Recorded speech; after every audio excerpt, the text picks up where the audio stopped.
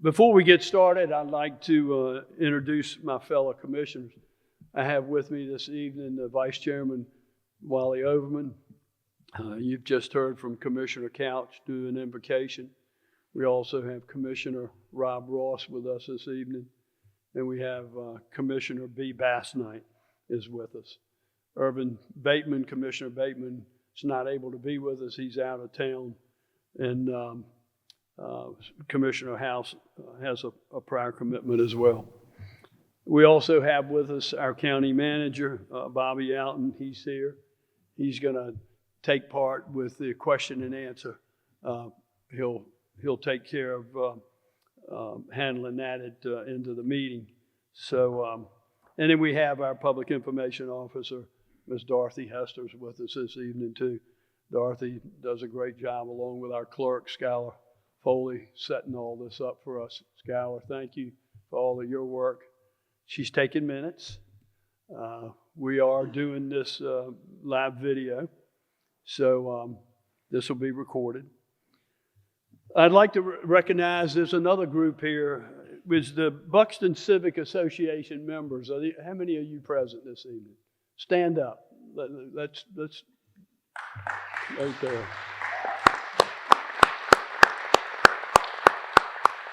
Thank you all so much. They have quickly organized around this issue. They've been working very, very hard. They held their first meeting on April the 10th, and they're doing a really, really good job of advocating for the full remediation of this Buxton beach site that is so vital to this community, to Hatteras Island, and certainly to all of the Outer Banks. I'd also like to thank Superintendent Halleck. He's with us here this evening, the gentleman in the middle here. He needs no introduction. I know you folks know him quite well, but Superintendent Halleck, thank you for you and your staff for being here this evening. His staff has worked very, very hard on this issue, working with the federal government, state, and all kind of folks trying to help with this remediation. I'd also like to thank the Army Corps of Engineers and welcome Colonel Sturgeon. Colonel. I want to thank him for traveling up this way again from Georgia to be here tonight. Just 2 weeks ago, on May the 1st, the leadership from the Corps of Engineers, they had a site visit to Buxton Beach, and then afterwards they met with myself, Vice Chairman Overman, and the county manager to discuss the issues related to the site. It was a good meeting, very good meeting. The Corps acknowledged the understandable frustration from so many of us here in the community, and they promised to do a better job communicating with the community. As a result of that, this meeting came to fruition, and the colonels traveled all the way up again from Georgia to meet with us. And we'll hear from the Corps of Engineers and then hold a public comment and question and answer so everyone can have their questions addressed. I said it earlier, this meeting's being videotaped so that it can be posted online for those who were unable to attend tonight. For that reason, everyone will need to speak. We have microphones out in the audience. You'll need to speak directly into that microphone so the audio is captured for this video. Before I introduce Colonel Sturgeon, I failed to mention that our Health and Human Services Director, Sheila Davies, is with us here tonight. Sheila, thank you for being here. My apologies for overlooking you. At this time, I'd like to introduce Colonel Ronald Sturgeon, who assumed command of the Savannah District, U.S. Army Corps of Engineers on August the 4th of 2023. As District Commander, Sturgeon oversees all of the Savannah District's military and civil works programs.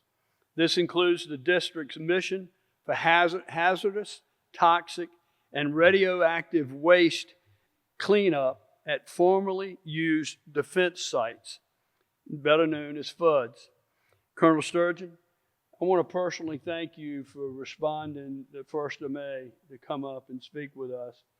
And in particular, what was done today was only supposed to be scheduled in September, and you made that happen sooner rather than later. And I want to thank you for doing that. And once again, I welcome you to Dare County, and look forward to hearing your comments.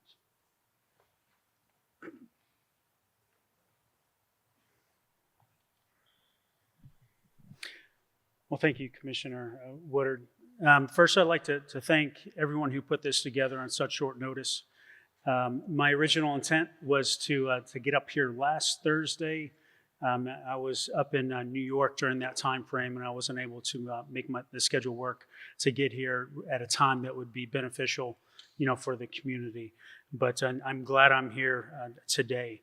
So, Dare County, the Buxton Civic Association, as well as other esteemed members, and the overall population and citizens here at Buxton, thank you for showing up tonight. I asked my team to set up a public meeting, and I think that they probably want to hear directly from the Corps of Engineers on what's going on down here at the site. And I'm prepared to deliver that on, any type of current news. I will be briefing you on that, as well as overall, way ahead. As Commissioner Woodard said, is that I am in charge of the FUDS program for 6 different states within the region, in the Southeast region. This is one of them, and I will tell you that it's definitely a difficult thing, but it's a challenge and a task that the Corps of Engineers are up for. And we have been up for it for a long time now. Specifically with the site at the Buxton Beach, as you know, it's a very complicated site.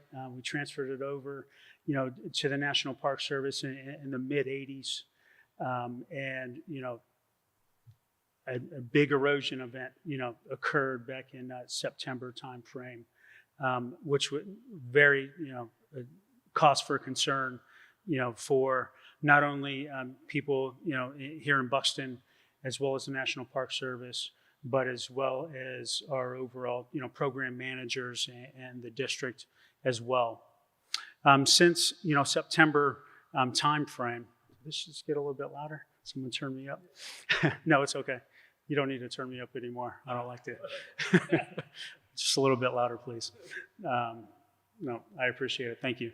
Since September, I've sent a team out here in September, October, November, December. We weren't here in January, but we were here in February as well, continuing to sample, but also there had been reports of sheen on the water, as well as strong odor, reported by National Park Service, as well as other concerned citizens within the area. And the complexity of the overall beach there is, sometimes you see things, and a day later that may be covered up with additional sand. So it is truly a complex site, and very, very unique, situation, down here.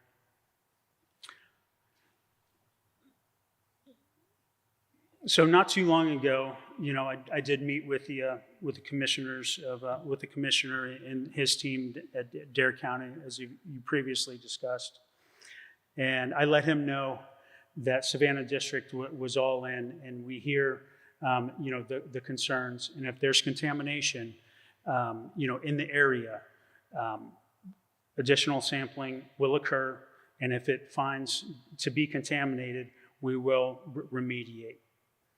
The thing about the overall, FUDS program, and I'm sure you heard it in the news and, things like that, I wanted to, you get everyone to hear it directly from me. Underneath the FUDS authority that we have, FUDS only, really addresses environmental remediation.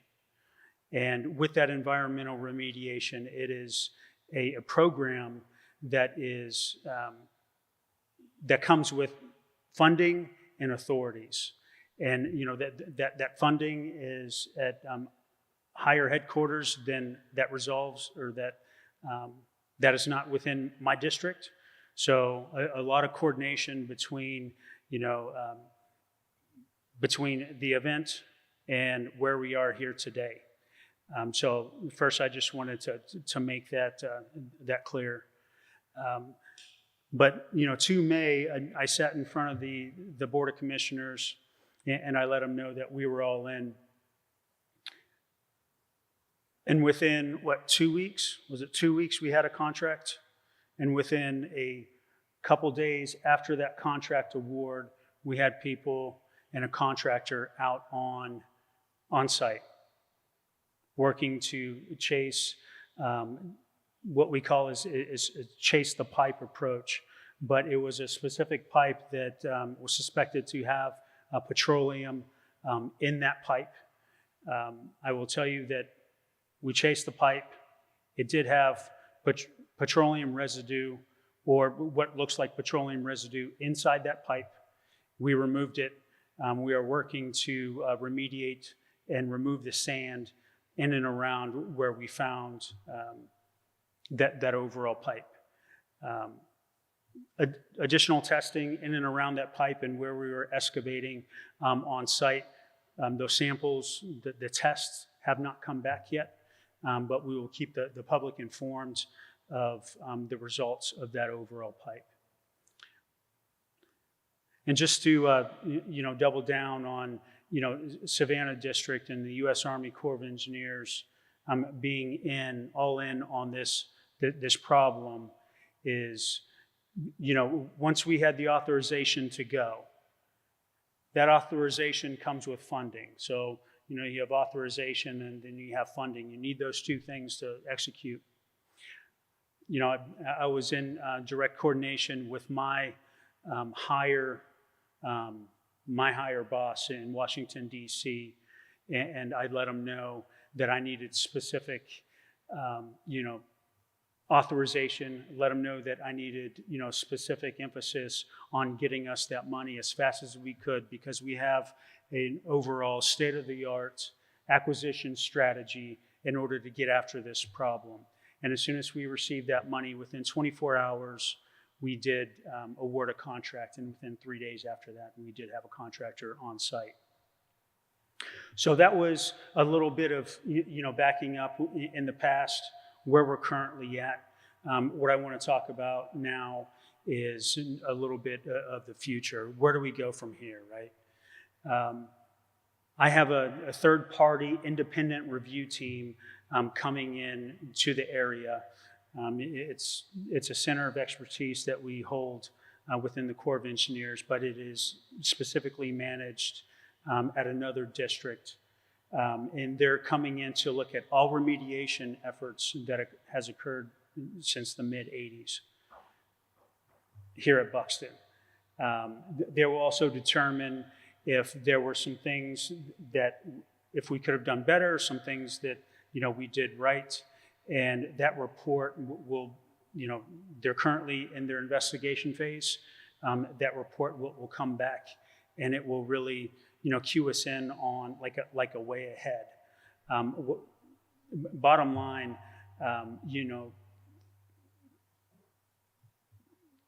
additional sampling will need to occur within the area. And, if those samplings come back as contaminated, right, it's going back to our managers up at headquarters to request additional, funding to remediate that part of the beach, wherever that may be. So that's where we're currently at and where we're going here into the future. So that's what I have, and I appreciate everyone's time. I am here because I wanted you guys to see me. I wanted to be on site again, and I wanted you guys to hear directly from me. And, and I acknowledge, the overall frustration and the concern here at Buxton, and that's why we're here. And open to any type of questions or comments that would go from here. Glenn, you want to come up and talk a little bit about the FUDS program? No? All right, so Glenn Marks is my reimbursable branch chief at Savannah District, and directly underneath him is a FUDS program manager. And so he is very intimately knowledgeable on Buxton Beach, and he's been out here more times than I can count on my fingers, and he'll be able to just give you a little bit of cue in on what's going on as well. Thank you. So good evening, everybody. First of all, I apologize the way I look. I got up this morning thinking I was going to come down here at 1600, but our field person got sick yesterday, so I was in a suit and tie and a hard hat all day doing field person stuff. So forgive me if I looked a little disheveled. So the FUDS program started in 1986, and it was congressionally authorized in 1986 to deal with properties that were used by Department of Defense that could be or are contaminated with pick a contaminant. It doesn't really matter to me, right? Some of our pros and cons. Our pros are, like for this site right here, we took a bunch of samples, right? And we're all data driven, right? That's how my mind works. Data is truth. Data is real. It takes the emotion out. It takes, what I want out. And it gives us hard data to give our headquarters about what we think our path forward is going to be. So that data is going to come out from the samples that we took there. And we took samples all underneath the pipe and in the sidewalls of the excavation. I believe that the samples will have a turnaround time of 10 days. And then we'll get a report, and then we got to QC it and QA it. There's people a lot smarter than me to do that stuff, right? I'm just the guy standing here talking to y'all. And then we'll be more than happy to release that data because we want to be transparent, right? We want to show not just the Park Service with Dave or the Coast Guard, but all of us what's going on out there and what our path forward is, so we as a team can combat whatever the sampling comes back as saying. Whether it's we're going to go out there and we're going to do a complete investigation all over again because we may have missed something, or all the samples came back clean and we got to sit down and think about it, right? Because in my mind, with the emotion out of it, if the samples come back all clean, then the contamination, where's the contamination at? But that's down the road when we get the data, sample or the sampled data back. And I'm not a public speaker, as y'all can tell, right? That's really all I have to say about FUDS. Other than I really truly appreciate everybody coming down here tonight because I don't like public speaking, and so it's good practice for me. And I appreciate it, sir, for putting me up here. You're welcome. And I'm more than happy to answer any questions.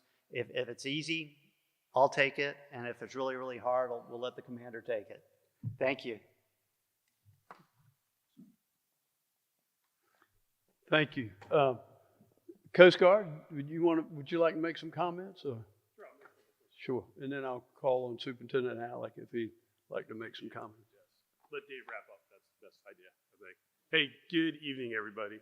For those of you I have not met, I'm Captain Tim List. I'm the Sector Commander for Sector North Carolina, basically the Coast Guard Commander for the majority of the state, minus Elizabeth City.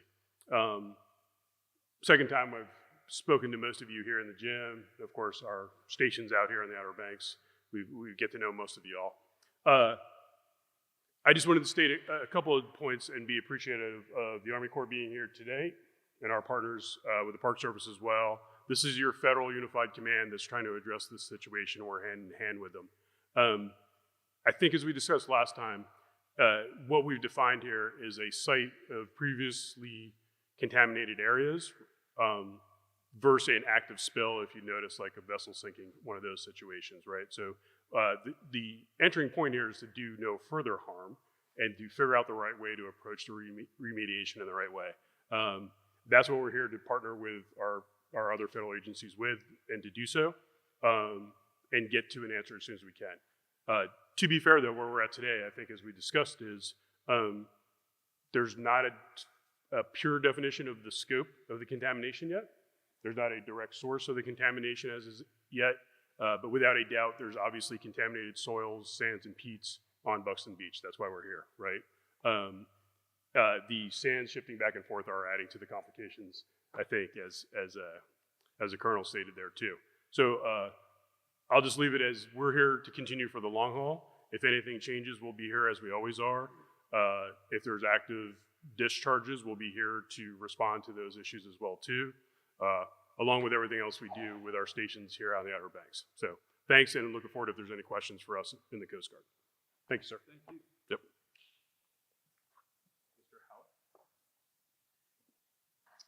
Good evening. I would like to thank you, Colonel Sturgeon, for coming here twice now to address this challenge. If you're wondering what the Park Service's stance is on all of this, we are looking forward to a complete remediation of this site, which is not just the petroleum that may be at the site, but it may be other chemicals that are there.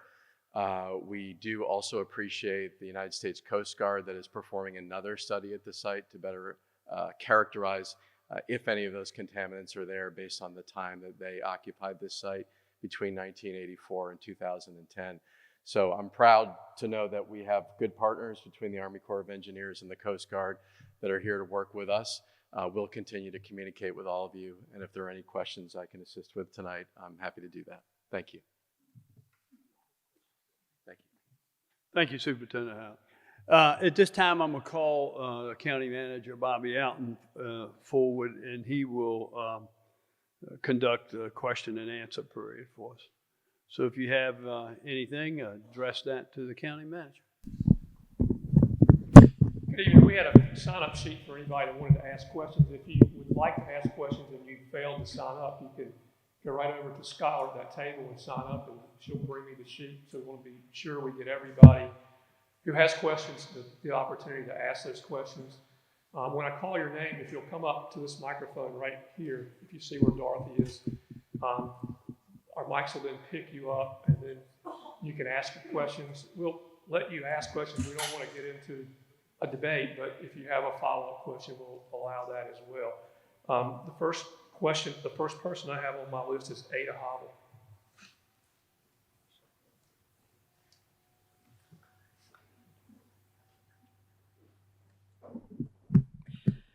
Good afternoon, or I guess it's evening now, I'm not sure. Thank you all so much for coming. I always think that communication and exchange of information is critical. So I very much appreciate all of you being here and your willingness to take questions. This is my first question. I have three, but I'll just ask one at a time.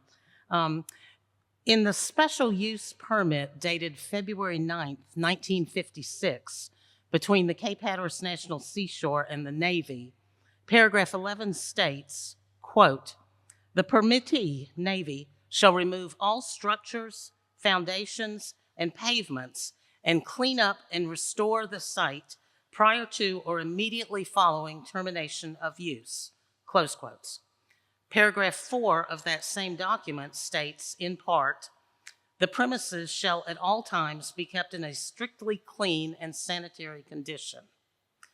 To my knowledge, this special use permit has never been canceled or rescinded and is still in effect. If you believe that it is not in effect, can you please explain why?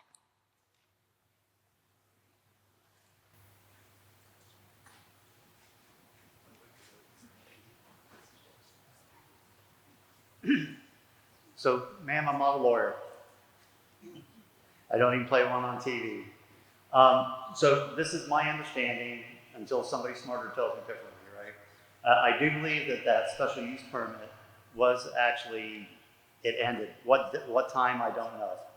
On what date, I don't know.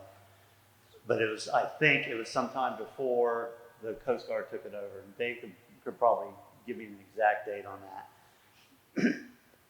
And I cannot speak for what the Navy signed up for and what they did not sign up for.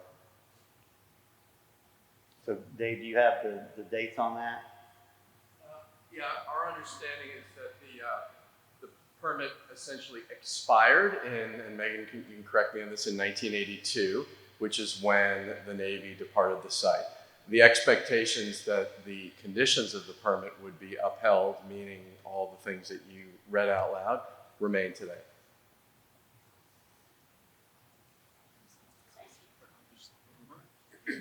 Next, I have Heather Jeanette from the Buxton Civic Association.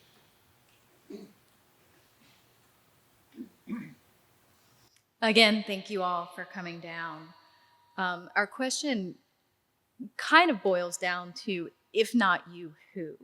So I understand there's a long and hard to trace and convoluted history about who is managing the site, who was using the site under a permit, who handed it over to them. It's our understanding that the buildings that are now in question may have never been handed over, right? The Coast Guard said, we don't like the way that looks, no thank you.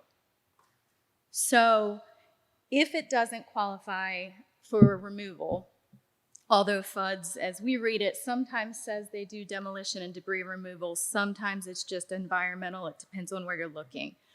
But if you don't, if your focus is strictly on any environmental chemical contamination, who does the onus fall on to remove the foundation? If it's not you, is it the Coast Guard, even though they said we don't want it? Is it the Park Service, because now they manage it? You know, if not you, who? Does that make sense?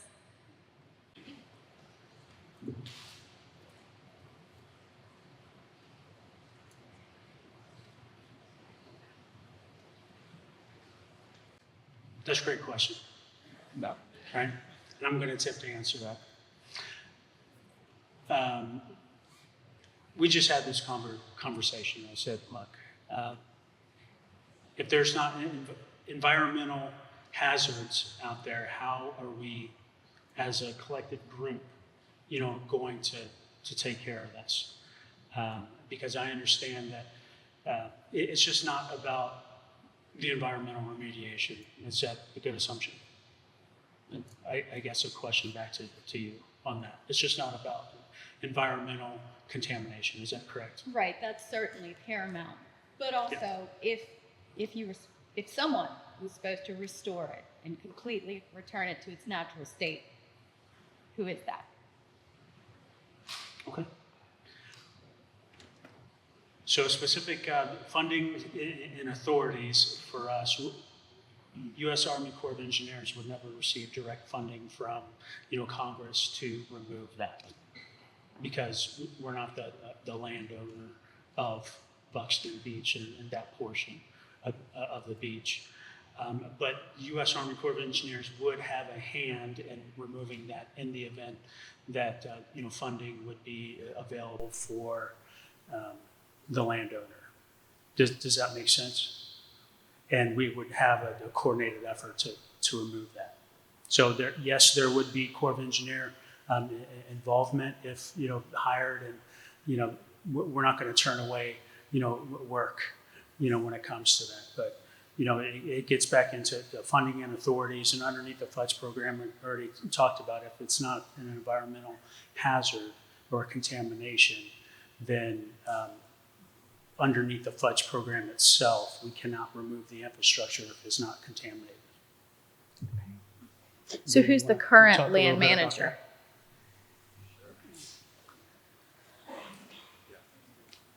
I think the most important thing is we're not going to stop working until we get all the debris off of the beach. What's been interesting about this process, and we do want to thank the Colonel again for his efforts to have this pipe removed, because what it's also done is provided a window into many other things that are in the ground. There are a lot of pipes in the ground that we were not aware of. What you see on the beach, which is the prior building 19, also known as the terminal building, is not everything. We recognize that some of that building foundation and a lot of other infrastructure is in the dunes and further back and yet to be exposed. So the take-home message is there's a lot of debris under the sand, and it all needs to be removed. What I can tell you is the responsibility from our perspective is either with the Navy. It sounds like the Army Corps of Engineers does not have the responsibility or the authority perhaps to remove that yet, unless it's potentially associated with a contamination. We do know that the United States Coast Guard did not use those buildings. The other buildings were what they call adaptively reused for the purposes of the Coast Guard's Group Cape Hatteras. So, but it's a little bit more complicated than that, because some of the structures that the Coast Guard installed, including wastewater systems, are essentially on top of the Building 19. So we're also working with the Coast Guard to see, once they complete their sampling, whether or not they can remove some of that infrastructure, and then we'll get to the rest of the debris. Our perspective, though, with our partners is, I guess, a what's important now approach, and what's important right now is to stem the release of the petroleum and any other potential contaminants that are there, and then we'll deal with the debris afterwards. Agreed. Thank you, guys. Next, it says the North Carolina Beach Buggy Association, but there's no name associated with that. My name's Al Adam. I'm president of the Beach Buggy Association. And unlike what our name indicates, we have nothing to do with beach buggies. We are about resource, respect, cleanup, access, working with like-minded people to assure that we respect the resource that's here. When I was exposed to what was exposed from this storm, I frankly was astounded. It's like, who would leave that there? It was kind of convenient that the pipe that has apparently vented some petroleum product was exposed, because it gives you a pinpoint, I guess, to start with. From what I'm hearing, there's still a lot of buried materials in pipes. Can you tell me on a technical level how much pipe was removed? How much of that pipe was removed? How far it went? Yes, sir, I might be able to do that because I was there today. It was approximately 70 to 80 feet of pipe that was removed. And what did I hear about the expense of that removal? Say again, sir. How much did it cost to have that removed? It was $525,000. Call me next time you need a piece of pipe removed. Yes, sir. I used to be in the pipeline business, and I understand a little bit about it. I also believe, like a lot of folks here do, that that pipe probably went into a soil level, maybe peat moss type soil, that probably represents a sponge full of petroleum product. And I was just hoping, the ladies covered a lot of my concerns about the rest of the debris, but I was really hoping that that pipe is considered the tip of the iceberg, because I think that's all it is. And I appreciate any attention that you fellows can give us. I know how much the Park Service has worked trying to get help, and I'm glad you're here, and I'm sure we'll see a lot of you. It's a pleasure to be here, sir. And remember, I want to remove the next piece of pipe. Brent Liner.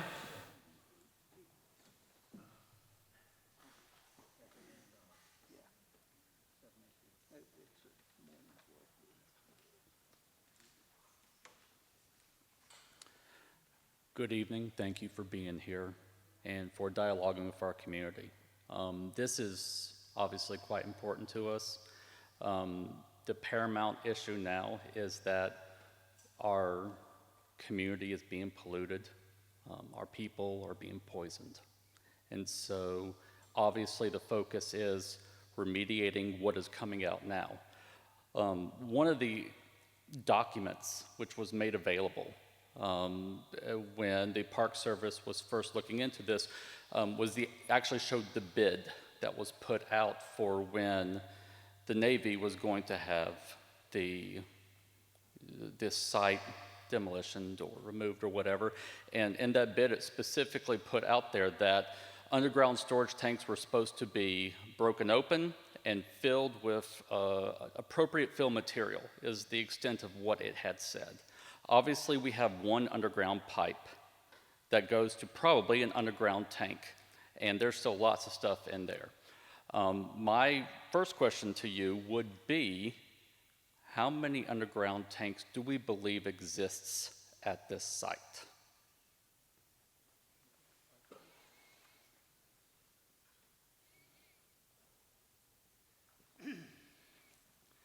So, sir, I don't know, to be completely honest with you. I know they took out something like 27 tanks in prior removals. Say again? 37, excuse me. Are there any out there right now? I can't honestly tell you. My personal opinion, I don't have one. I let the science tell me what to think, right? And that's, when I go back to the samples again, if those tanks are out there and they're leaching, those samples will come back hot, and that'll be a driver for us to move on and do more investigation. But can I tell you how many tanks are out there, or if there are any out there? I cannot give you that answer, sir.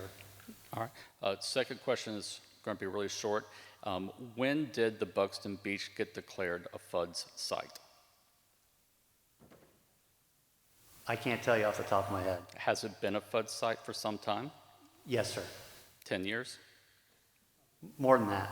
Okay. Final question, and I'll take it from my seat.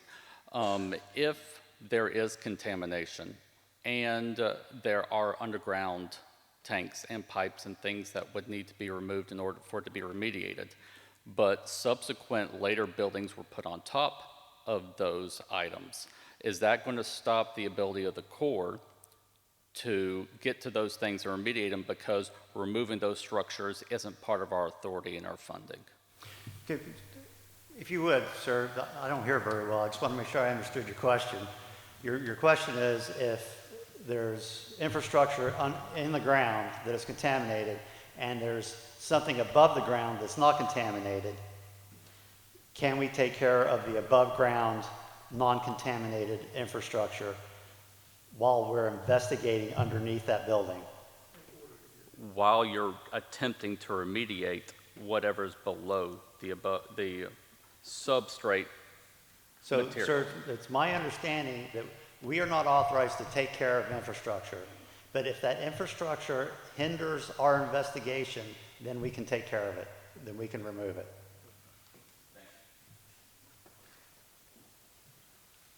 Jason Forrest.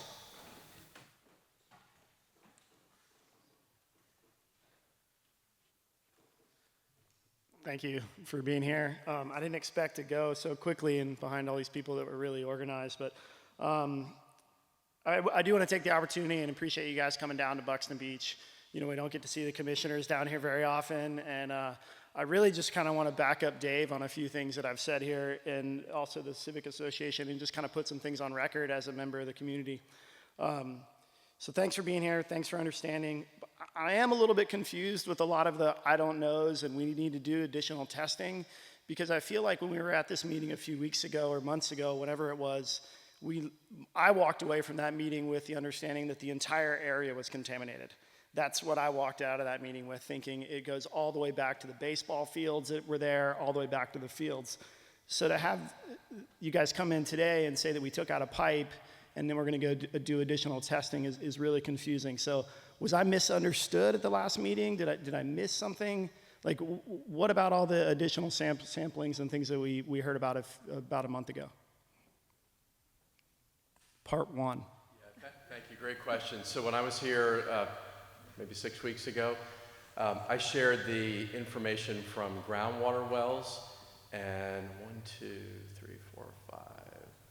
about 9, don't quote me on that, 9 soil samples that were taken by the Coast Guard Sector North Carolina, the Army Corps of Engineers, and the Park Service, and all of those samples that were taken either in the soil or the groundwater right about in front of this entire area were positive for petroleum hydrocarbons. I also showed a map that may have given you the impression that the entire site was contaminated. That map was from the Coast Guard's Cleveland Civil Engineering Unit as part of a site investigation work plan for all of the sediment cores that they were taking I believe they took over 100 cores from that study, and they have a report that is under review right now.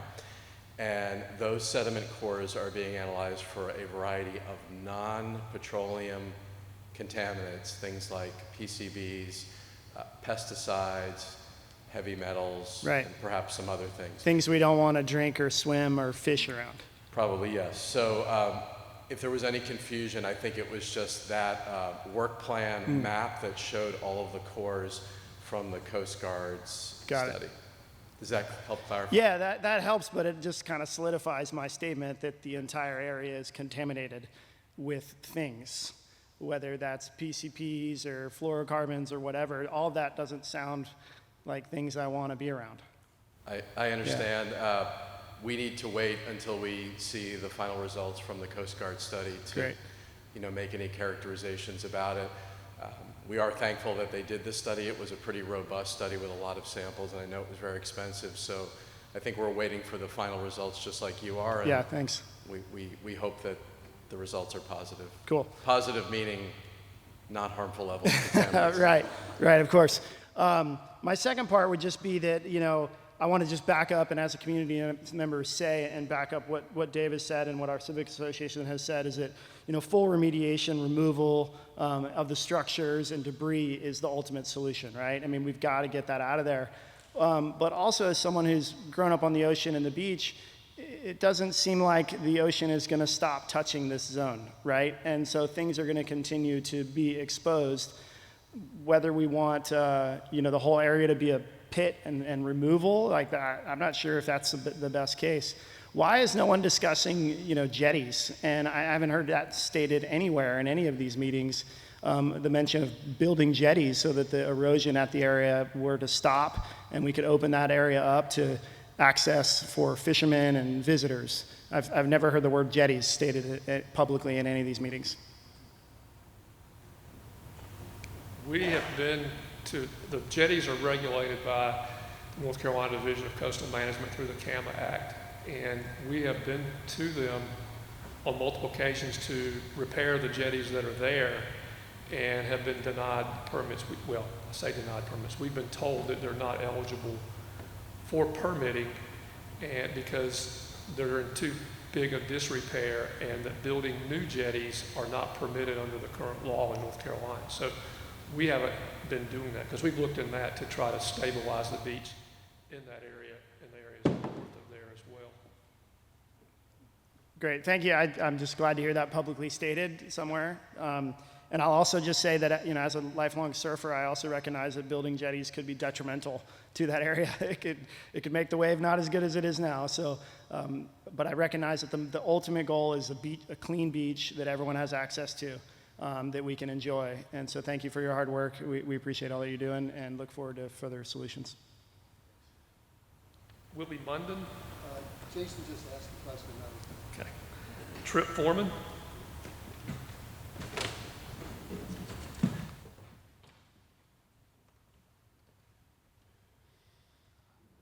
Thank you for allowing us the chance to speak. I just want to thank everybody that's here representing different organizations and also attending to give their opinion and also ask their questions. My name is Trip Foreman. Just to give you a brief background, I've been living here full-time since 1991. I see Donnie Bowers here in attendance, and Donnie and I were lucky enough to be able to windsurf and surf that same spot when the jetties were full length and the lighthouse was right out there on the foot of the jetty, and conducting our own scientific observations over time to watch the erosion and the disappearance of that sand and that stretch of coastline. I'm also the co-founder of 3 businesses down here, Real Water Sports, Waterman's Retreat, and Waterman's Bar and Grill, with over 100 staff who are dependent on the tourism coming to this location. I volunteered to be on the board of directors for the Outer Banks Chamber of Commerce. I've worked alongside the Outer Banks Visitors Bureau quite a bit, donated hundreds of hours of our time to be the water sports representative in the negotiated rulemaking process for the ORV management plan. and am currently on the board of directors and the president of Outer Banks Forever, which is the Friends group and partner of the National Park Service.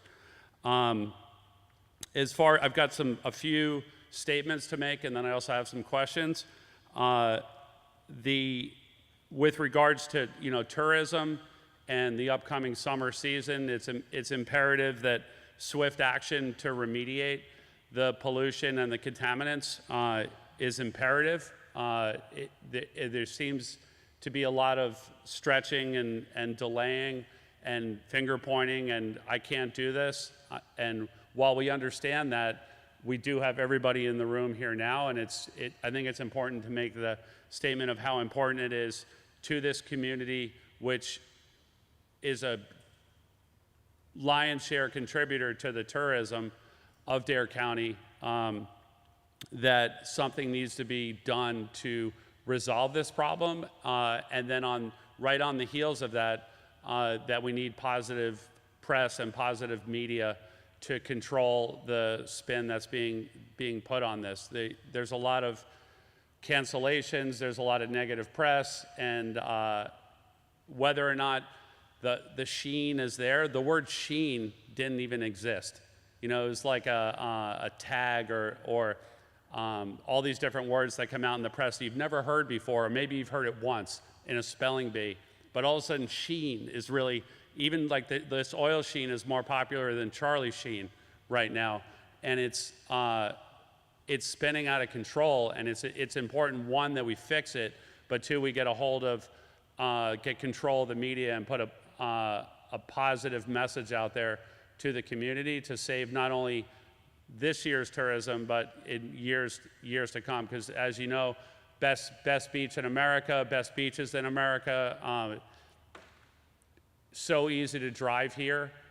For over half the population of the United States, they can drive here in under 24 hours. And that's why people come here, and they want to come to a clean beach. And people don't segment the Outer Banks into just the Buxton beaches. That the Buxton beaches are polluted and closed, that message then escalates into the entire Outer Banks is polluted and closed. So very important to put a deadline on the cleanup and not pass it along and point fingers, but also to think about when is that deadline and what's our media plan going forward to make a correction to that. The long-term plan, like what is the long-term plan? This is not the last occurrence that we're going to have in that area.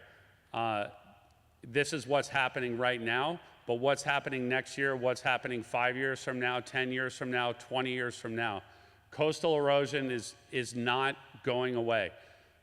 Dave is doing an incredible job of leading the National Park Service, and also their forward thinking about how we're going to repair buildings, how we're going to lift buildings, how we're going to design new structures and new park attractions that will be in line with sea level rise and coastal erosion, so the money that we're spending doesn't wash away into the ocean.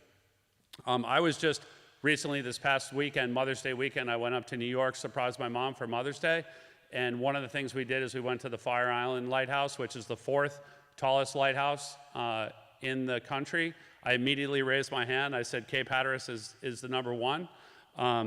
They have the reverse problem that we have. They actually have the Fire Island is growing from east to west, and it's closing off Fire Island Inlet, which is the exact opposite of what we have. We actually have almost the same amount of shrinkage that they have is growing. They have miles upon miles of island just growing further and further out to the point where they have to constantly dredge Fire Island Inlet, where Hatteras Island is disappearing by hundreds of yards a month, like down at Hatteras Inlet. Cape Point is no longer Cape Point, it's Cape Nub, and Ocracoke is washing away as well. So it's right in front of our eyes that hoping is not helping, and something has to be put in place to correct this thing. There's so many things that are in the line of fire of coastal erosion. We have obviously number one, first and foremost, is all the homes that are along the Buxton shoreline, and then all the 1-backs and the 2-backs and all those streets that are put in. And the majority of those were put in after the jetties were put in and had stabilized that stretch of land. Now that the jetties are going away, the beach is going away, these houses are falling into the water, and ultimately the Park Service is going to be responsible for solving the problem, which I don't think it should be Dave's and the Park Service's responsibility, but they're being the ones that are stepping up and doing something.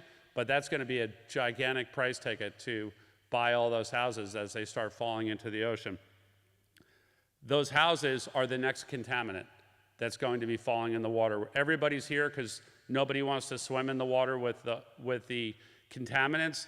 All of those houses falling into the water, all of the insulation, all the refrigerators, all the air conditioners, all the appliances, all the furniture, all of that is going to go into the ocean if we don't take action. We've tried to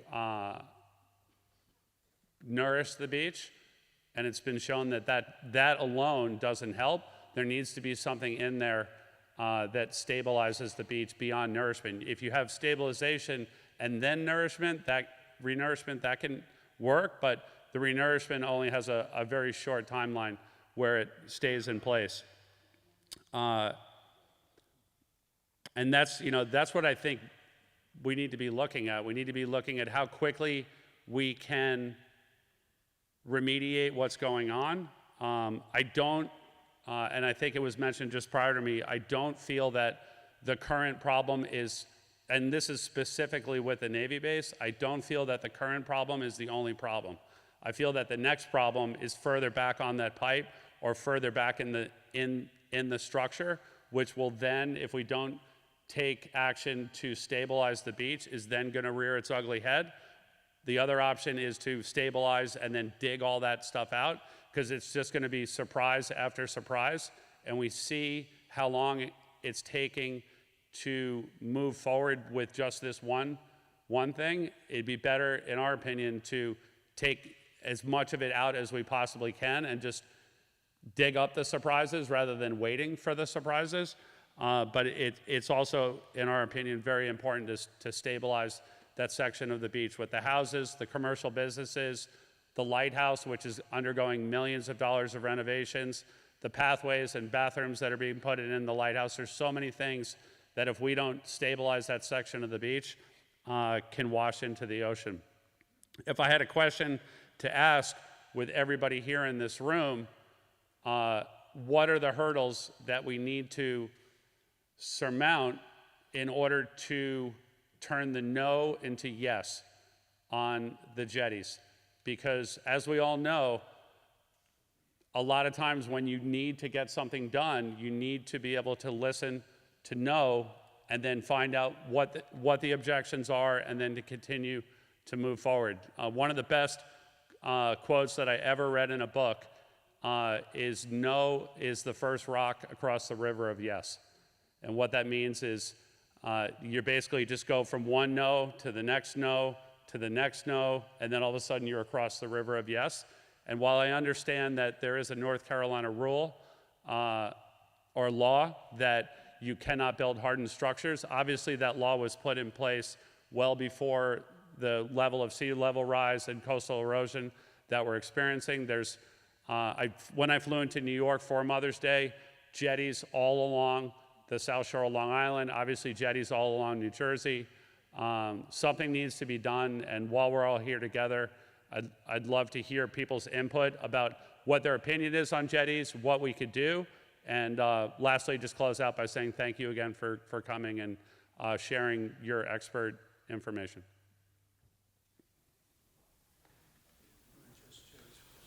Yeah, I'll try.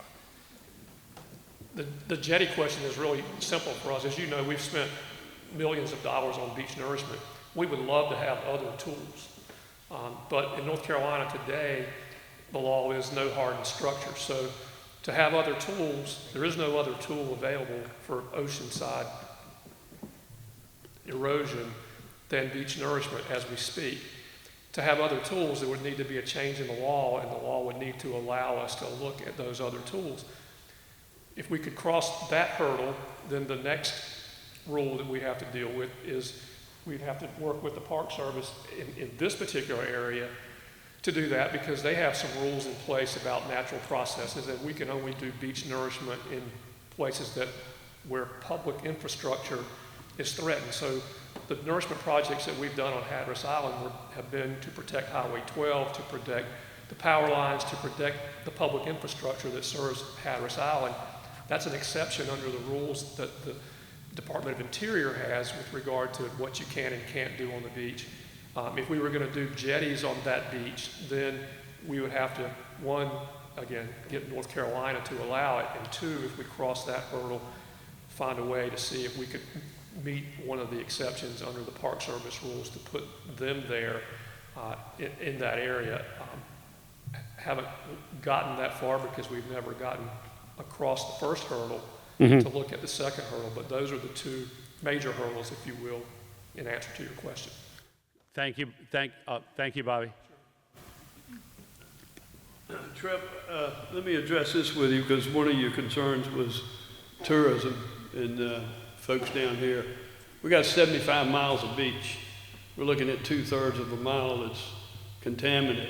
Park Service, public information officers, they're putting that out every single day, trying to encourage people not to cancel reservations down here because of this short stretch of beach. Our public information officer, Dorothy Hester, is doing the same identical thing. So that's out there, that's being addressed, and we're trying to encourage people to continue to take advantage of top 5 beaches in the country. We're only talking about a small section, so we're encouraging people to continue to come down there. That'll help you. And as far as jetties, write your congressman, write your legislator, let them know. We can't do it alone. Dare County Board of Commissioners has been down this road multiple times. We gotta have people writing letters if they want jetties. And we don't hear the public writing letters or sending letters to the legislature. So you need to do that. We can't do it alone.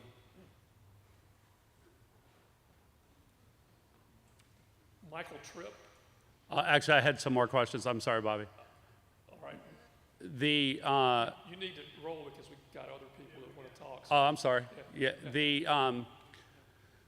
Bobby, can you share with us the results of the study on the current jetties? Because the CAMA law states that if there's 50% of the jetties left, that you can, under the repair clause of the CAMA law, if there's 50% of the structure left, then you can repair it or replace it. Like when there was a study, because the study was just finishing just prior to the full COVID shutdown, and then so there wasn't like a broad broadcast of the results of those studies. Like, do you have those, and can you share those? The result was we went to the DCM with the results that Dr. Canna did in that study, and as they reviewed it, we did not meet the 50% rule criteria. And did they give you us a percentage of what there was? And then also, does the 50% include what's beneath the ground, or is it just what's above the ground? I can't answer that. I'd have to go look at the thing, but the short answer is we did not meet that criteria, and they would not permit it. Okay. My last question is, does the Army Corps of Engineers have an opinion, regardless of if you take the North Carolina law out of the equation, does the Army Corps of Engineers, with their background and expertise, have an opinion on jetties and whether it's a good solution to stabilize a section of coastline?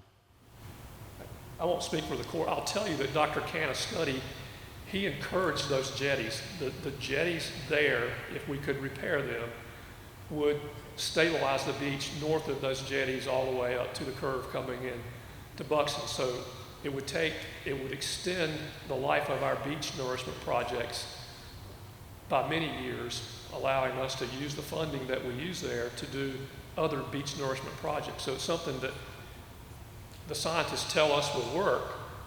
The problem is we don't have rules in place to do that. I'm not speaking for the Corps, but that's what we were told. Okay. Thank you very much. We appreciate the answers to the questions and everybody's participation. Thank you. Michael Tripp.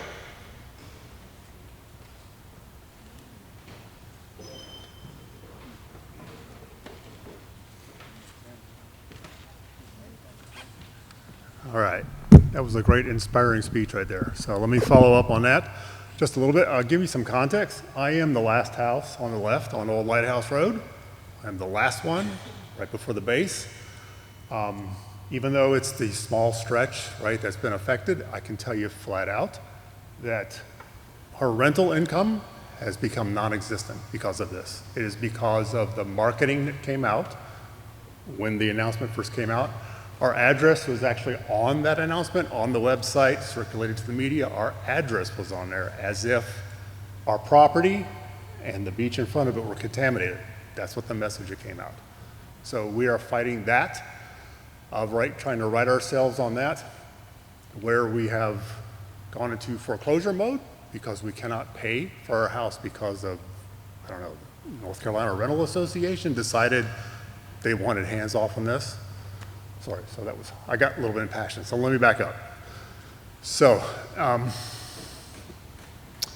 guess my question is, if there's going to be real fallout, right, and I think this is a domino effect. We are the first house to lose renters. There's houses all down the side of us on the beach. I've talked to them, it's the same thing, right? Renters are going away, they're being shuffled off, they're not coming back. Is there an avenue of declaration to help the people that own the properties to stop mortgage payments, right, until this is resolved? Because what we were told is until that sign comes down on that loop parking lot area, no renters can go there. So we can't rent the house, we can't sell the house. We can't live in the house. I mean, it's a rock and a hard place, right? And even though there's 70 miles of beach, this directly impacts us. You know, we're doing the best we can. My wife and I purchased this house for retirement. I went to East Carolina University. I used to surf there at Jennings Pier, you know, on all the breaks. So I came here because this was a dream, and now it's like, it's gone, you know, for no action of myself, right? It's just that powers beyond me, right, are taking their time to do their studies, do the cleanups. Maybe a bigger thing will come out where I think it's been said here, this could be the whole base is infected with toxins, which would mean, is it gonna close the whole beach, the entire Buxton front? You know, I mean, that's huge. That's why I feel like we are the start of a domino effect, possibly. So, to the question, is there avenues or resources or anything to help people that are in this circumstance, which is just us for now, but it could be our neighbors all the way down the beach, right? And all the hotels. Can't get people to come in and stay if beaches are closed, hotel is closed, the people that support the hotels, the fishing and all that can't come here.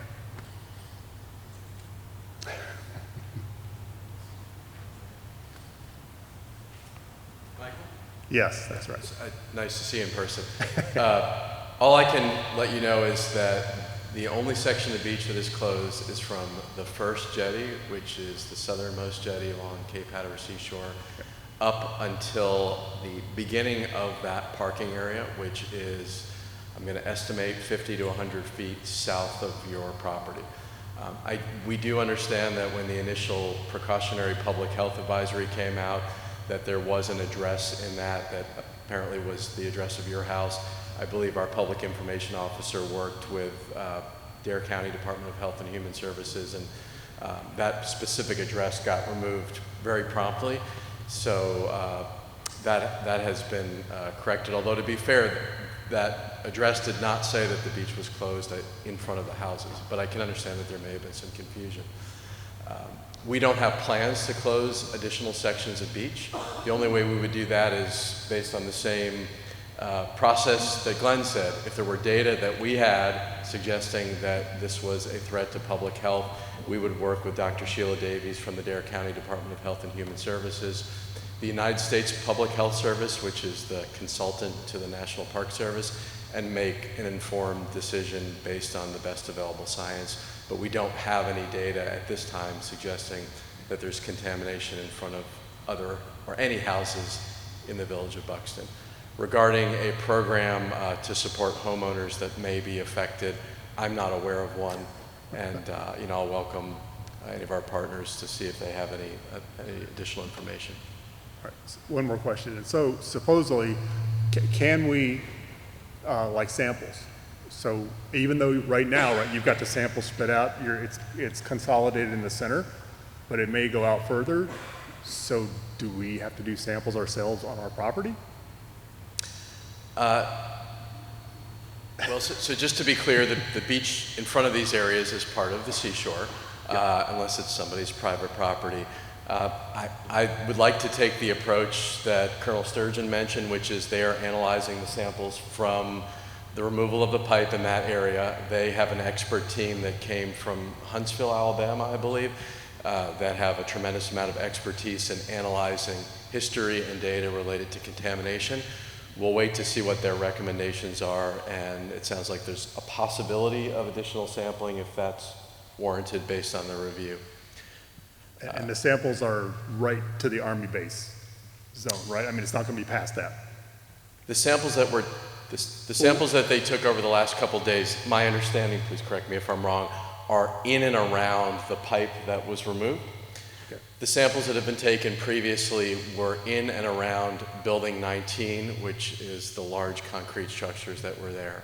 The first sample that was taken by Sector North Carolina, I think on September 1st. The second sample that was taken by Sector North Carolina, which is the Coast Guard, on September 8th. The third sample that was taken by the Army Corps of Engineers, formerly used defense site, on September 8th. There were additional samples taken by the Army Corps of Engineers in October, also in the same general area. We took 3 samples in February, I believe on the 1st and the 14th. I can't believe I remember all these dates. And all of those samples were in the general area of where there's a reason to believe that there could be contamination. And that's because the Corps previously implemented a very significant remediation project where they removed soil from large areas around a historic fuel line and apparently maybe an oil change ramp, but other areas that were known to be contaminated. And they did that on behalf of the Navy under the FUDS program.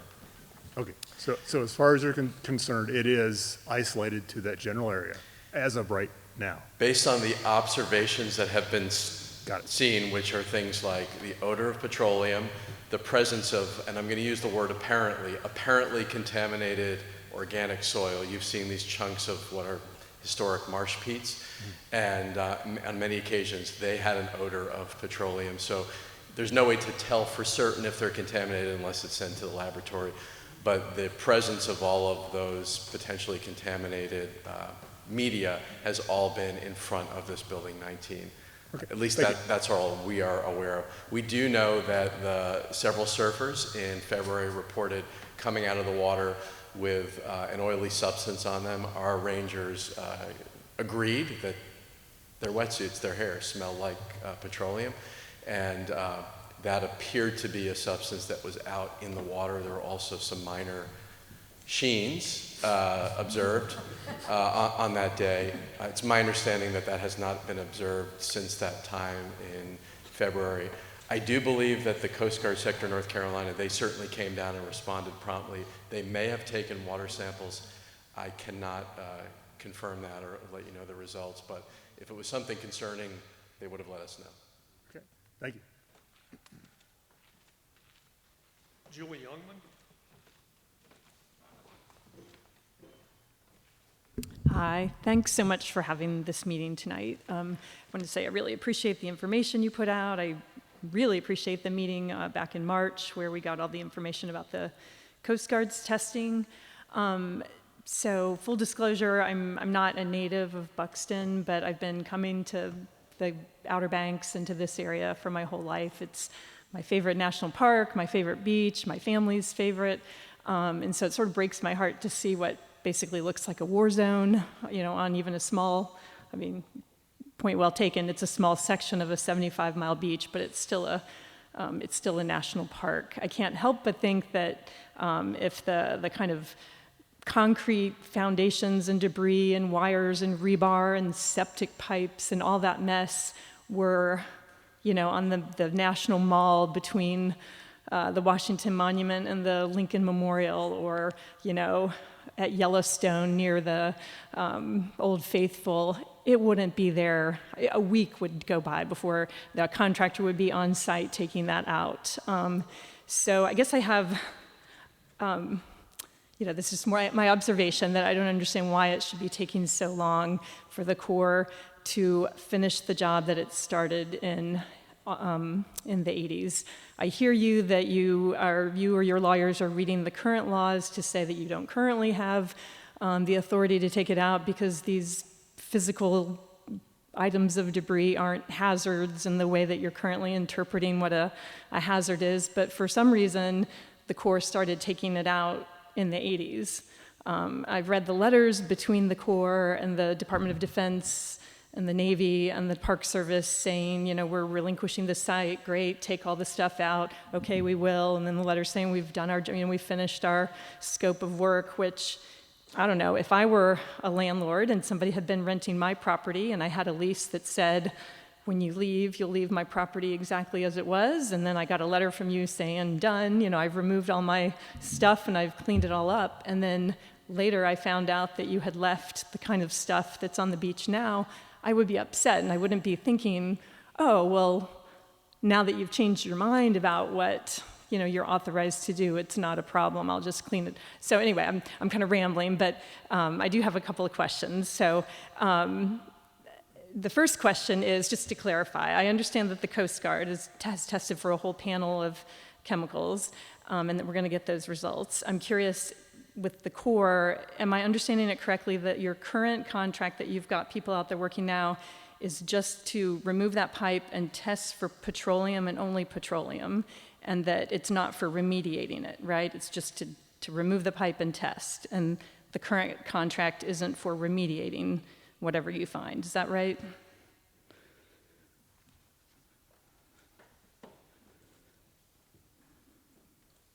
This is going to be easy. Yes. Okay. But there's a but, right? There's always a but. Yeah. But if those samples come back hot, above an action item, then we'll come back here and then start digging up more dirt and take care of it. But we need those samples back. We need the data, right? Right. You heard that before. And that will happen quickly. That won't be, will it happen as quickly as this one, I hope? Or can you not commit to that? I cannot commit to that. Okay. All right. And then can I also, just to hear it out loud, to be sure I understand, it's your position right now that all that physical debris is not a hazard under the FUDS interpretation of what a hazard is, and so you will not be taking that out, right? There's no testing that needs to be done to tell us whether it's a hazard or not. It's just not on your list? So again, I'm not a lawyer, but as I understand right now, if that infrastructure does not hinder an investigation, then we don't have the authority to take it out right now. Okay. So I am a lawyer. So I will tell you that in my spare time, I spent some time looking through what I think is called the DERP manual. I think it's the manual that the Corps and the Department of Defense uses to take care of FUDS and to do the environmental remediation. And I found a place where it says, in exceptional cases, a DoD component, which I think the Corps is a part of the Department of Defense, may petition the environmental, the DUSD, parentheses I&E, close parentheses, Environmental Management Directorate for clarification and approval to consider a specific activity as eligible environmental restoration activity. So I'm curious, I know that you all weren't here back in March, but when Dave and, I'm sorry, I've lost your name already, Tim, had the meeting back in March, what I heard and what I'm hearing tonight is people are, I'm sorry about that, I don't know. People are at least as worried about all of that debris. And I heard surfers talking about, what if I'm surfing and I come ashore and I crash into the rebar and the wires and the whatever they're sticking out. I personally would be worried about, if it starts to get covered up by the sand and, my children were body surfing and crashed into it. I feel like if we took the show of hands, about a lot of people in this room would agree that that's a problem, right? All that debris. Have you thought about that, or will you at least commit to thinking about petitioning to have that debris considered eligible for treatment as an environmental, let me read it again, petitioning for approval to consider all that mess that's out there on the beach, and not just the petroleum, as an eligible environmental restoration activity? So I'll commit to finding that in the dirt manual that is several hundred pages long, right? Yes. So, and again, I'm not a lawyer and I'm not an expert at it. I will commit to reading that and seeing if I can interpret it the right way, and then have smart people read it, our lawyers, to see what they have to say. What the outcome of that is, or if I'm going to commit to go up to a DoD component, I don't have the ability to commit to that. Right. Right. But you can. But I can commit to looking into it and having me and a lawyer look at it to see if it holds water. Does that make sense? Sure. And even if it wasn't written in this manual, it seems like it's the kind of thing that one could ask higher ups and say, can't we ask for Congress for authorization to clean this up? It's really hurting members of the community, it's hurting homeowners, it's about to really hurt a bunch of tourists and the tourist economy. So I would just ask you to think about that. Absolutely. And so while you mention this, and I'm probably going to take away my boss's talking point, is there's nothing stopping you from asking Congress to appropriate money for this to happen either, right? Mm-hmm. It's an option. Okay. Right up there. And then I guess one last question. I know there was some talk about, I'm curious if this is going to be the only one of these meetings, or I've heard of something called a restoration advisory board, or are you all planning to have like a series of these meetings to kind of keep people in the know, or is this just a one-off? So we were going to bring this up, but we thought somebody was going to bring it up for us, and we didn't want to steal your thunder. So I'm a big fan of RADs, and I'll tell you why, because it's going to be a lot less problems for me, right? We're going to meet on a regular basis. We're going to sit down and talk about where we're at, where we think we're going. What do you think? I'm not saying that we're going to take absolutely everybody's opinion, right, and put it into action, but it is going to be a forum for people to talk and voice their opinion.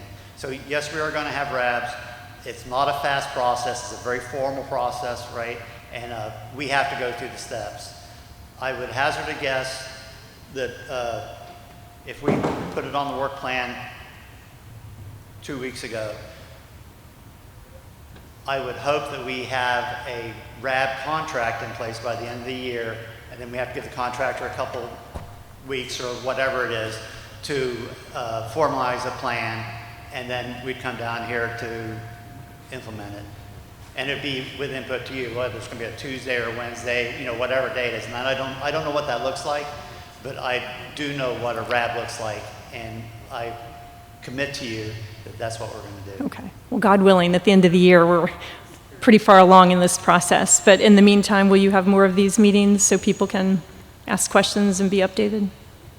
So I can't commit to that, and I'll tell you why.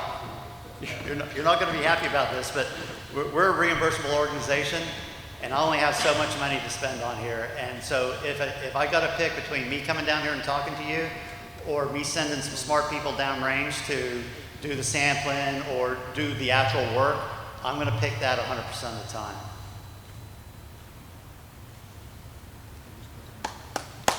Great comment. I'm going to jump in here real quick. Yeah, thanks for stealing my thunder there, about the RAB. I did talk to some subject matter experts up at our headquarters, and I said, how many RABs, active RABs within the FUDS program are currently going on across the United States? Any ideas? 14. 14 RABs are going on right now. And I said, how quick, do they come into play, and how long have they been instituted? How long has, overall remediation across, all these FUDS programs, been going on? This is, multi-year from, remediation that is going across for the last 10, 20 years. I'm like, I hope that doesn't last that long, right? 10 to 20 years, which would be, way too long. So I understand the overall sense of urgency, but really the increased communication to make sure everybody is tracking. So, having the meeting with the Board of Commissioners and say, like, what is it going to take? What steps would you take, Colonel? If I were in your seat, these are some of the things that I would do. And I got some marching orders from Mr. Woodard over here. But, first step, I said, communication and an overall, unified effort across the gentlemen that we have here to make sure that we're speaking one language and everybody is informed. The next step, obviously, getting that contract in place and making sure that we're remediating the specific, source or point source that was being able to identify just to show and demonstrate that sense of urgency. And then, as I talked about in my opening statement, we do have the independent review team, a center of expertise, coming down to check that work. We know that the Coast Guard, their overall study is forthcoming, and we'll be able to review that, and that'll give us an indication of where things need to go. But based on the additional sampling, looking at historical documentation, looking at the Coast Guard's overall report, that may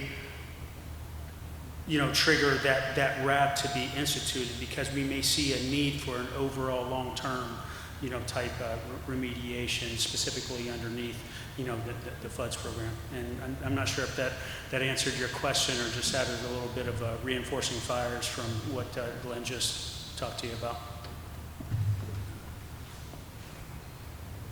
Let me just respond to you on behalf of the Board of Commissioners. We're committed to see this through. So we're going to keep the public, you informed. We're getting emails daily back and forth from his staff, my staff, our public information officer, our clerk. So we're going to keep Hatteras up to date on everything. So we're going to be as transparent as we can, let you know everything that's going on. If we have to have another one of these meetings in the next month or so, we'll have it. And I'll call another special meeting down here, and we'll bring all the data that they've given us. So we're on top of it. We're going to stay on it. I can't help but believe, I said this at the last board meeting, the trip we made to DC almost a month ago, Vice Chairman, myself, Commissioner Couch, and County Manager, I can't help but believe that little bit of fire, Colonel, coming from Senator Tillis, Bud's office, and Murphy's office. So we'll keep you posted.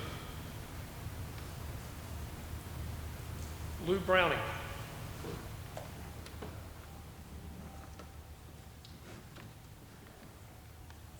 Thanks for coming down, and good luck with this project. It's complicated. I don't have questions really. I have a couple of comments, kind of historical, because I was here actually scrapping part of the T building when that was being demolished, and it was a pretty shoddy crew that had the contract on that. They would leave out at Friday afternoons with all the copper on site in their personal cars and take it to Tidewater to sell, which I don't think was part of the contract. When it came to a lot of the underground structure, I remember one of the excavator operators telling me, well, we're just going to take out the floor and we'll leave the footers because nobody's ever going to see that again. And I was interested in the anchors for the SOSUS cables for a research project. And they sheared off the wires on those, but they left the anchors, which were one of the first things to wash out recently. So it was a pretty shoddy job. It was kind of interesting also that the Navy, if my memory is right, they spent about $1.5 million before they decommissioned that site to bring the kitchen, the galley, up to standards for a Navy-based decommissioning. Been nice if they'd put that money toward really cleaning the place up. Also, there are, I think the comments about if there's when there's further erosion, whether we're going to open other cans of worms is a really good question. And it may not be petroleum based because the red lead storage areas and the pesticide areas were further back from the building, from the T building probably 150, 200 feet. And there's a lot of stuff in the ground there. And the site has been pretty loose over the years. I mean, for instance, right now the Coast Guard is paying the power bill on the abandoned HF radio shack that they left behind the ball field that is in complete disrepair. I'd love to see inside it. But anyway, the meter's still turning and the Coast Guard's still paying the bill on that. No one can seem to find the key to that building. In any case, it's a can of worms, and I hope you are successful in helping us clean that up. Thank you. That's my list. Does anyone else like to ask a question? Hang on, let me get people who haven't spoken first. I would like to. Yeah. Yes, ma'am. If you come up and state your name, please. I signed in. Okay. Hi, good evening. My name is Susan Sigmund, and yes, thank you all for being here.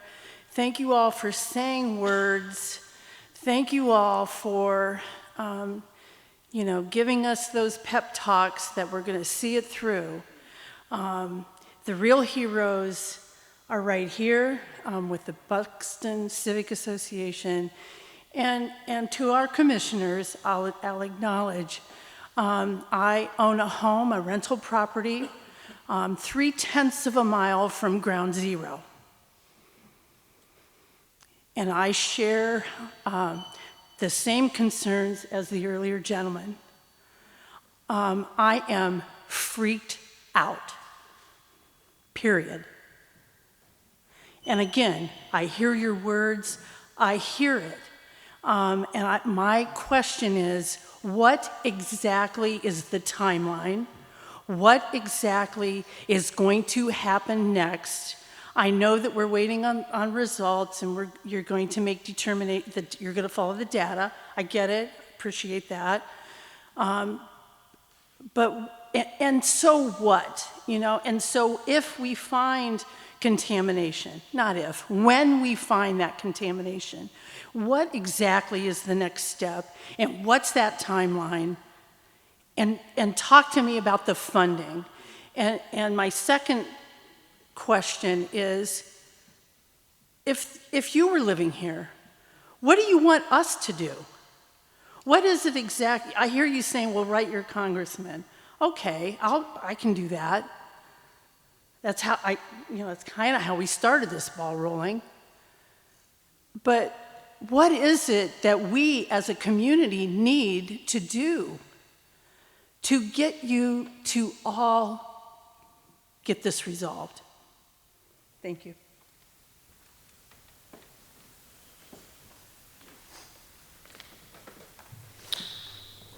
Ma'am, thanks for coming up and providing those comments.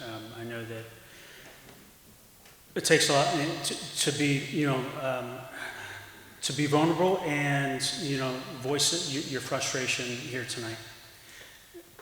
That's exactly why I came up here, because I didn't want anyone else to take this one, right? And as a leader, I need to come up here and face that and talk directly to it. All right. So when you say that, we've just been talking, there has been action.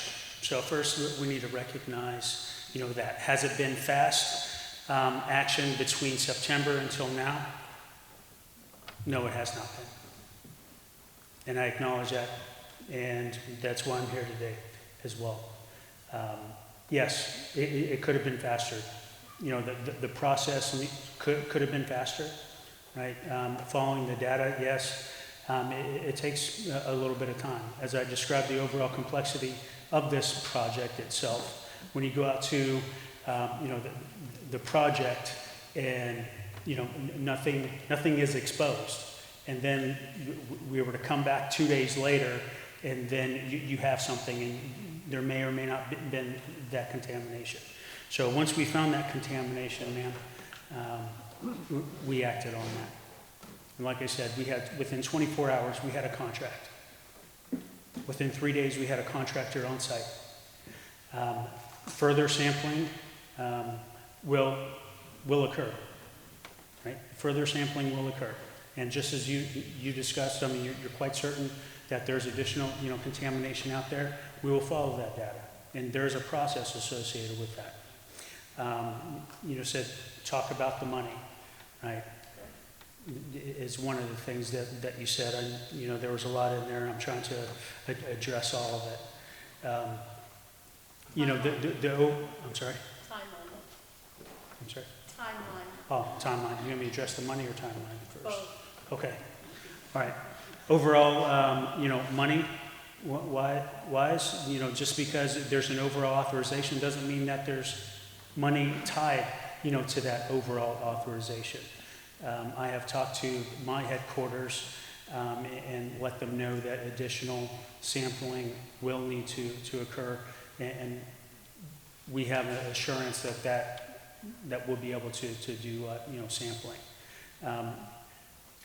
The overall breadth of the sampling and where that's going to occur, we don't know yet, because right now the overall sampling has been around that building 19 as described by the National Park Service, and then once that overall that pipe revealed itself after erosion event, that was quite evident.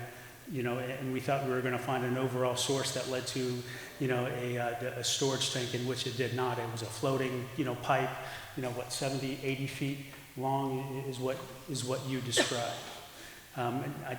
Ma'am, I'm not going to sit up here and lie to you about an overall timeline and what that looks like. I will just say that we have a sense of urgency to get this thing and see it through.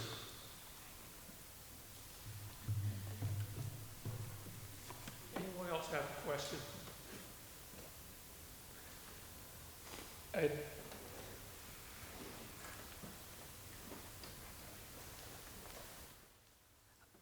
This is really just a comment. I want to thank you all again for coming and the great communication, but this is just a start, and the communication has not been good. And this comment is going to start negative, but it's going to end positive. There's been at least 3 instances where we have reached out to you all and you have not responded. I know that the Board of Commissioners sent a letter over a month ago with a bunch of questions, and I don't believe that letter was ever responded to. I know that the Buxton Civic Association responded to an email that they received with very detailed responses in that email, and I don't believe that email was ever responded to. I have been in contact on multiple occasions with your public information officer trying to get a copy of the summary report, and that has still not been made public. That's the negative stuff. You can do better, and I hope that you will do better. Communication goes a long way. If you can just keep us informed, let us know what's going on. I don't know that it needs to be a formal press release. If there's another way, let us know what is going on. And it doesn't need to be a public meeting. If that's too expensive for you, send an email, post something, but keep us informed. A little communication goes a really long way, and I think a lot of the frustration is the lack of communication as well as the slow timeline. But communication is key. I applaud you for being here tonight, and I want you to keep it up, please. Thank you.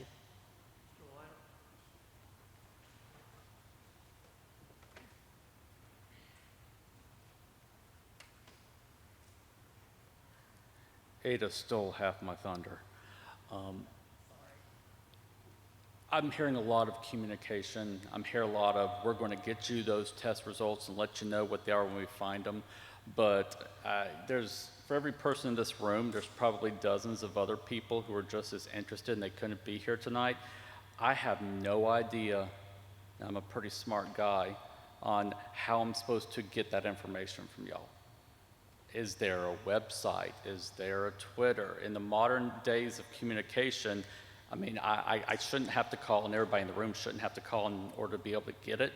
And, even if the commissioners are being informed, and I feel positive they are, I don't think it's trickling out in the way that it needs to be for the people who live here and are living through all this. So what can we do and what are you doing so that we are informed? Where should we go? Who should we reach out to? Or where are you making this information available? Okay, so I appreciate your question. So I'm not a lawyer and I'm not a website developer either, but smart people have put a website together, and I commit that we will send a press release out with that URL. I'm looking at our PAO people. I can't tell you off the top of my head what it is because that stuff makes absolutely no sense to me. I'm just an old dude, right? But I know we have a website, and we'll put it out on a news release or however the smart people decide how to do it, because I do want y'all to have an easy access to the information that we have. Is that just core? Is that all? The website is for the Corps, but please. This is a great question. Our public affairs officer crafted a website. It's go.nps.Buxton Beach. go.nps.gov/Buxton Beach.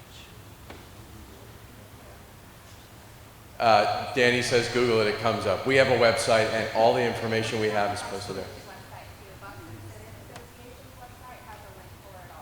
Sounds like the Buxton Civic Association has it. I'll also mention that our local media outlets have covered this pretty extensively, including, I think, publishing all the information that's been provided, but we're committed to continuing to keep that website up. So if there are data that you have that we can repost, we'll do that. And we have a website as well that has all the information we get on it, so it's there. All right. Anyone else have questions? Yes, sir. I'm just going to ask a question. Could you come up here so we can? And tell us who you are. It's a little tall for me there. I am Jason Hall, proud member of the Buxton Civic Association. My question is, first let me state what I think the community wants to say, and I've not quite heard it. Full remediation, absolute cleanup of the entire site. That's what we'll accept, and only that. What I need to hear, and what I don't feel like I've heard, is do we have that commitment from everybody sitting up at that blue table? Because you're the people we turn to. You're who we're looking for to get this thing done for us.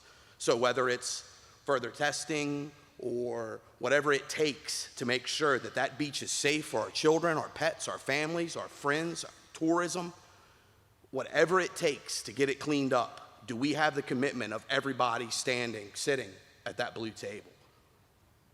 No matter what, no matter if the tests come back and say the Army Corps of Engineers is now out of it because of some piece that didn't match up to a piece, or some testing from soil that was too far from the building didn't match up, so we can't get the funding, guys, and we're out of here. Okay, who's next? Would that be the National Park because it's your property? Would that be the Coast Guard because you guys were there dirtying up the place for as long as you were? Who's responsible, and can we get full commitment today in this meeting from everybody sitting there that we're gonna have this thing cleaned up and back to its original state?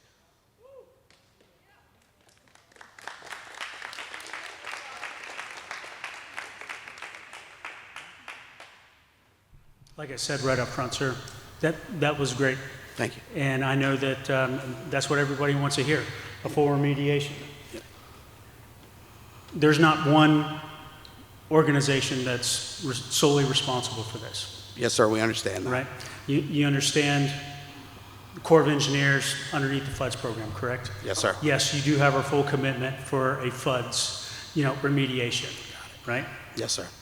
Now, can I commit to say that somebody is there's money going to drop out of the sky for the Corps of Engineers to do the rest of it? I'm not convinced that I can say that, and I can't commit to that because I don't control that. Right. What I do control is my piece of the pie right now, and like I said, when I got up here, I'm all in. Gotcha. Thank you, sir. I appreciate that. Can we get the same from the Coast Guard and the National Park while we're at it? You've got my commitment that while I'm doing this job, I'm not going to stop working on this until it's cleaned up. But it's not an easy feat. There are other agencies that are involved in this, right, and that did contaminate the site historically. And I feel that they're clearly at the table. They're here, and they're partnering with us, and we're going to keep working on it until it's cleaned up. Yes, sir. Much appreciated.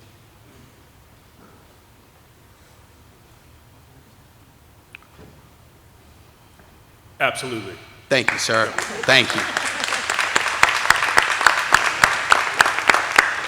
I think you've heard me say it. I said it earlier. Yes, We're sir. going to follow through.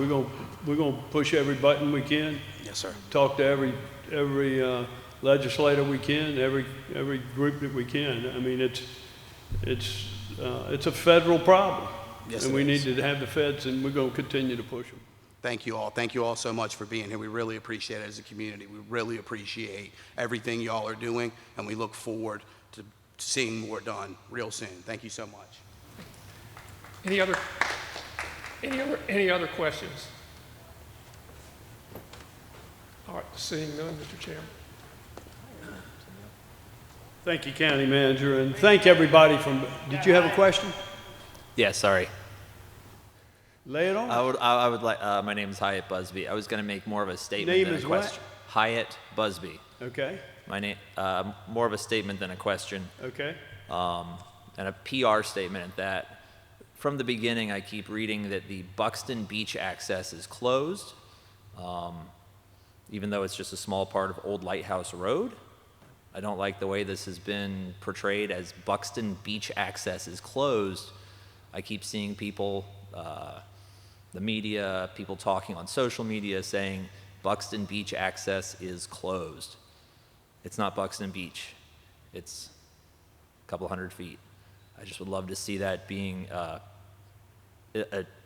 written differently maybe in the media somehow, or discussed differently, just because that is not necessarily true the way that it is stated. Thank you. Superintendent shaking his head. He'll take that. All right. Thank you, everyone. I really appreciate y'all being out this evening. And I hope we've hopefully made some progress here and answered your questions. And first and foremost, I want to thank everybody for being here. I really appreciate your dedication. Thank you for being here.